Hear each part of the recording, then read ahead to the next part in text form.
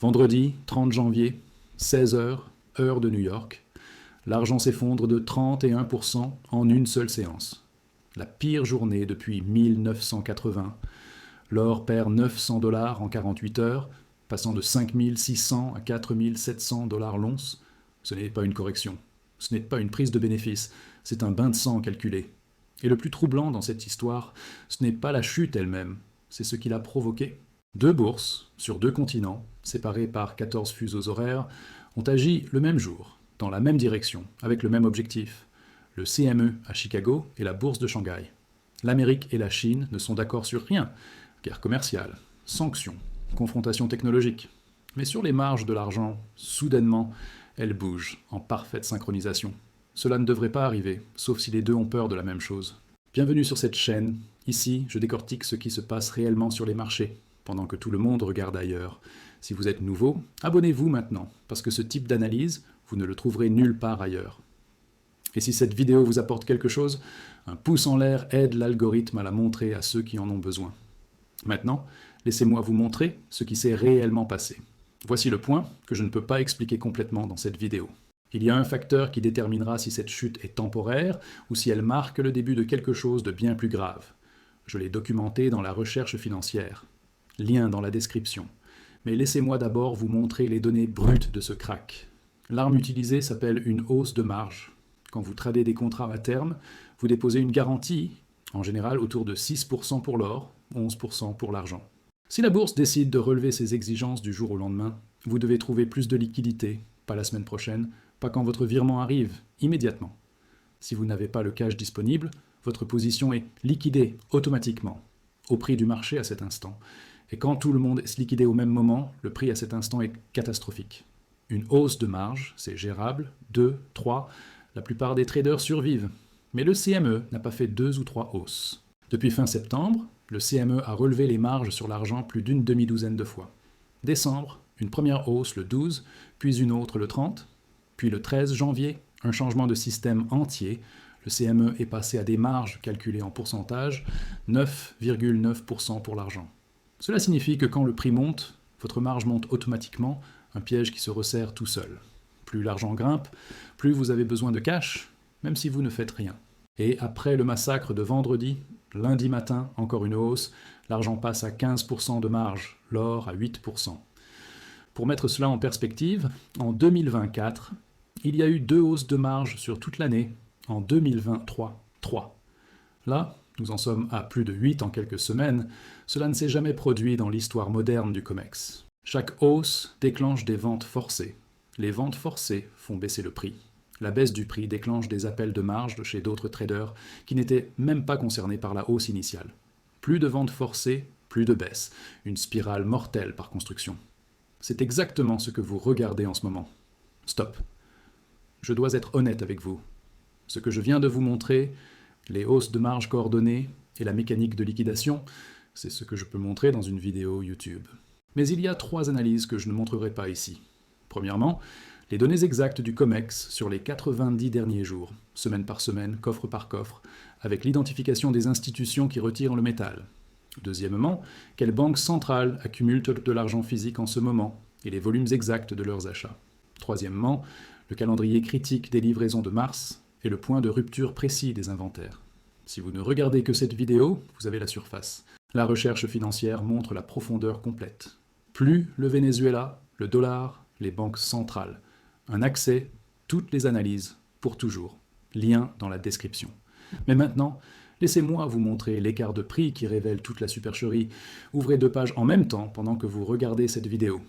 Première page, le prix de l'argent au COMEX, le prix papier, celui que vous voyez sur les chaînes financières, environ 78 dollars l'once après le crack. Deuxième page, le prix de l'argent à Shanghai, le prix physique, là où le vrai métal change de main, plus de 100 dollars l'once. Même métal, même jour, même planète. Un écart de plus de 30%.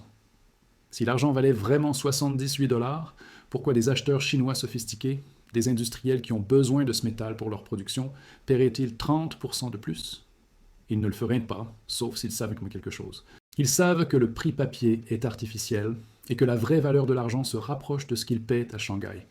Et voici ce qui est encore plus révélateur, l'écart ne se referme pas. Il s'élargit. Dans un vrai crack, un crack fondé sur l'offre et la demande réelle, les deux marchés chuteraient ensemble. Le papier et le physique bougeraient dans la même direction. Ce n'est pas ce qui se passe. Le papier est en chute libre, le physique résiste. Cela vous dit tout. Le prix papier est poussé vers le bas artificiellement. Le prix physique reflète la réalité. L'un de ces deux prix est un mensonge. Si vous êtes encore là, vous avez compris de quoi il s'agit vraiment. Cette compréhension vous suffit? Ou voulez-vous les données complètes? La recherche financière vous montre ce que je ne peux montrer dans aucune vidéo. L'argent, le COMEX, le Venezuela, le dollar et tout ce qui vient. Lien ci-dessous. Continuons.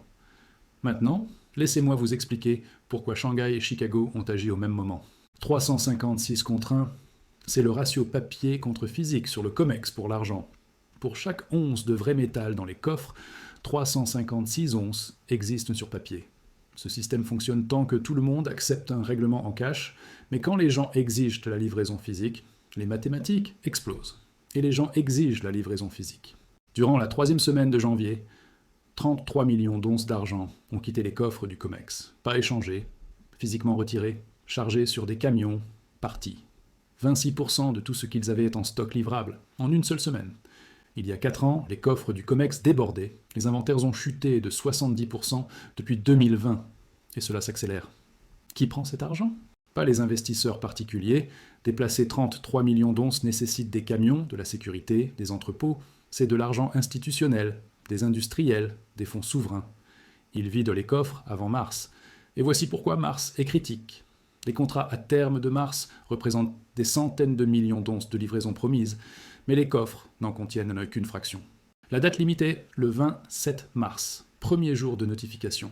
C'est le moment où chaque détenteur de contrat doit déclarer son intention, règlement en cash ou livraison physique.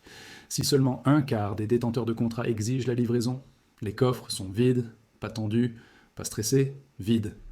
C'est le scénario cauchemar que le CME et Shanghai essaient désespérément d'éviter. C'est pourquoi nous voyons des hausses de marge coordonnées.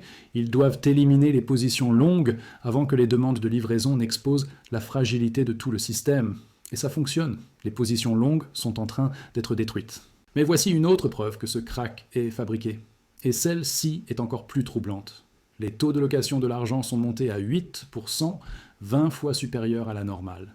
Normalement, emprunter de l'argent coûte entre 1,5 et 1%. Quand ce taux explose à 8%, cela signifie que les institutions sont désespérées pour obtenir du métal physique.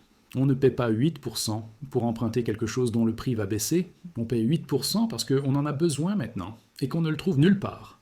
Les 2 dernières fois où les taux de location ont atteint ces niveaux, c'était en 1980 et en 2011, et les 2 fois, quelque chose d'énorme s'est produit juste après.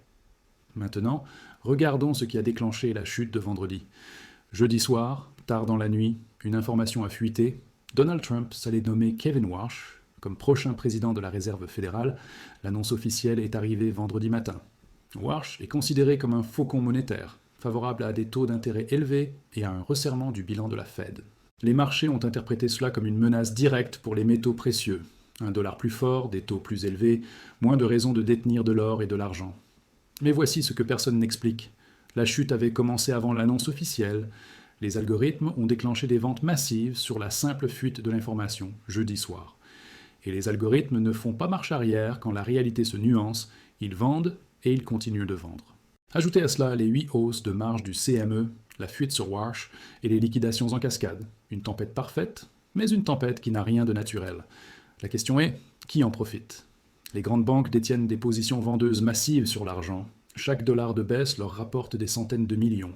Ces mêmes banques siègent dans les comités du CME, elles ont une visibilité sur le positionnement des autres acteurs, elles savent où se trouvent les points de rupture. Vendredi, les traders ordinaires ont perdu 31%, ces banques ont gagné des milliards.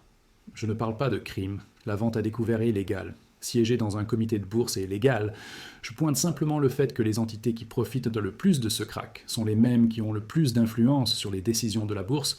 Tirez vos propres conclusions. Maintenant, connectons les points avec ce qui se passe en Chine. Le 1er janvier 2026, Pékin a mis en place de nouvelles restrictions sur les exportations d'argent. L'argent a été reclassifié comme matériau stratégique, au même titre que les terres rares.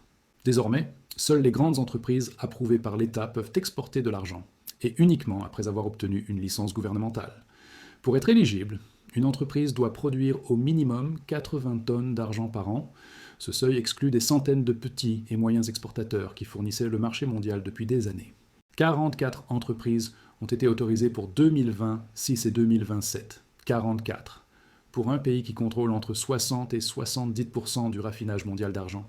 C'est comme si le robinet qui alimentait la planète en argent raffiné venait d'être fermé à moitié.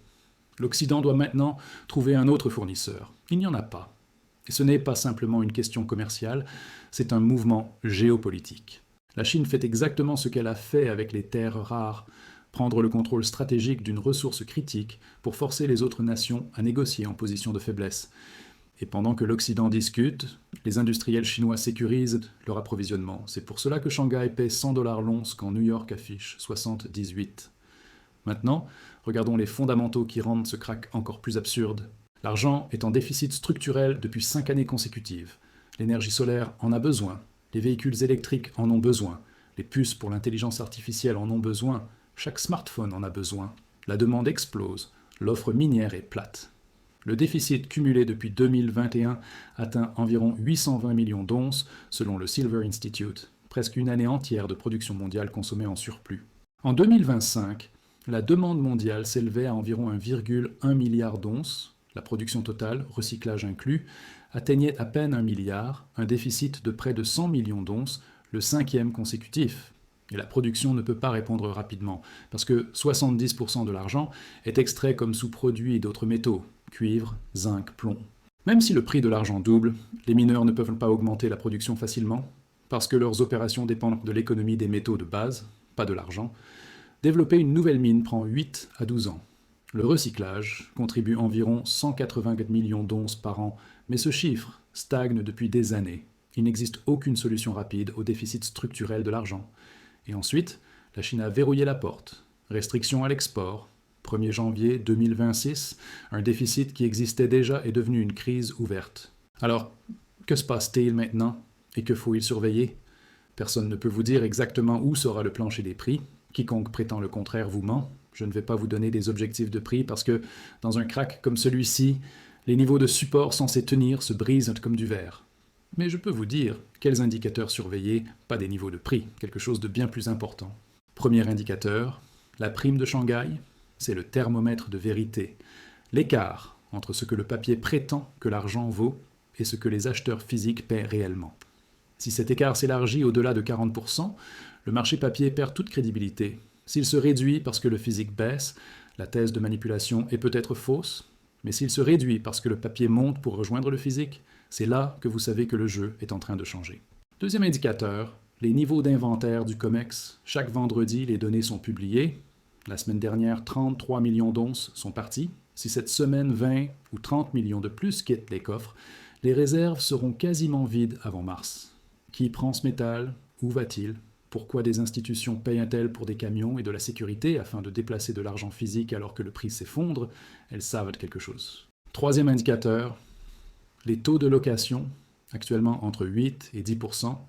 La normale est autour d'0,5%. C'est ce que les institutions perdent pour emprunter de l'argent physique. Quand les taux de location explosent ainsi, cela signifie que le métal physique est introuvable. Quatrième indicateur, l'intérêt ouvert sur les contrats de mars. Si les traders capitulent et ferment leur position, l'intérêt ouvert diminue. S'ils tiennent malgré la douleur, il reste élevé. Un intérêt ouvert élevé à l'approche du premier jour de notification signifie une pression sur les livraisons. C'est exactement ce que les bourses essaient d'éviter. Cinquième indicateur, les dysfonctionnements de système. Si davantage de fonds sont suspendus, si davantage de plateformes gèlent, si davantage de traders signalent des blocages de comptes, cela vous indique que le système est sous tension. Un marché qui fonctionne ne gèle pas. Un marché sous stress, oui. Prime de Shanghai, inventaire des coffres, taux de location, intérêt ouvert de mars, stress du système, surveillez ces 5 points. Les données vous diront ce qui se passe avant que quiconque ne le comprenne. Voici ce que je veux que vous reteniez de tout ce que vous venez de voir. Ce crack n'est pas aléatoire. Ce n'est pas un comportement normal de marché. Ce n'est pas simplement des prises de bénéfices après un rallye spectaculaire. Plus de 8 hausses de marge en quelques semaines, du jamais vu. Le CME et Shanghai coordonnant leur action le même jour, des adversaires bougeant ensemble. Un écart de plus de 30% entre papier et physique. Une divergence qui ne devrait pas exister dans un marché efficient. des coffres vidés à 26% par semaine, l'argent intelligent qui court vers le physique, et des fondamentaux qui n'ont pas changé, pas d'un iota. Le déficit est toujours réel, la pénurie est toujours réelle, la Chine restreint toujours ses exportations, la demande industrielle continue de croître chaque jour. Ce qui a changé, c'est le prix papier, uniquement le prix papier, poussé vers le bas par des hausses de marge en cascade et des liquidations forcées. À un moment donné, le papier doit se réconcilier avec le physique. C'est toujours le cas. Tout au long de l'histoire, à chaque fois, la réalité physique finit par l'emporter. La seule question est combien de dégâts se produisent avant, combien de traders sont éliminés, combien le papier descend il avant que la manipulation ne cède. Les cracks ne détruisent pas la richesse, ils la transfèrent. Vendredi, la richesse s'est déplacée des traders particuliers vers les banques. Quand cela s'inversera, elle reviendra dans l'autre sens. La question est de quel côté vous serez à ce moment-là. Le papier à 78 $, le physique à 100 $, cet écart se refermera, il se referme toujours. Quelqu'un en profitera quand cela arrivera. Posez-vous la question ce soir, est-ce que je comprends mon exposition? Est-ce que j'ai un plan de sortie? Est-ce que ma position est dimensionnée pour survivre? Ou est-ce que je suis à un appel de marge de tout perdre? Les gagnants, dans des marchés comme celui-ci, ne sont pas ceux qui prédisent parfaitement, ce sont ceux qui survivent, qui gèrent le risque, qui restent calmes pendant que les autres paniquent. Survivre jusqu'à la clarté, puis agir. Ceci n'est pas un conseil financier, votre argent, vos décisions. Mais si vous regardez l'or s'effondrer sous 5 000 $ et l'argent chuter sous 80 $, vous devez comprendre ce que vous regardez réellement, l'image complète, les hausses de marge, la coordination, la divergence physique, le drainage des coffres, c'est ce que cette vidéo vous a donné. L'or à 4 700, l'argent à 78 $ sur le papier, mais 100 $ à Shanghai. L'écart crie. Le papier et le physique ne peuvent pas rester aussi éloignés éternellement. Quand l'écart se refermera, quelqu'un aura acheté au plus bas, quelqu'un aura tenu malgré la douleur, quelqu'un aura vu ce que les autres ont manqué. Partagez cette vidéo avec quelqu'un qui en a besoin. Abonnez-vous. Je couvre cette situation chaque jour jusqu'à ce que ça casse. On se retrouve demain.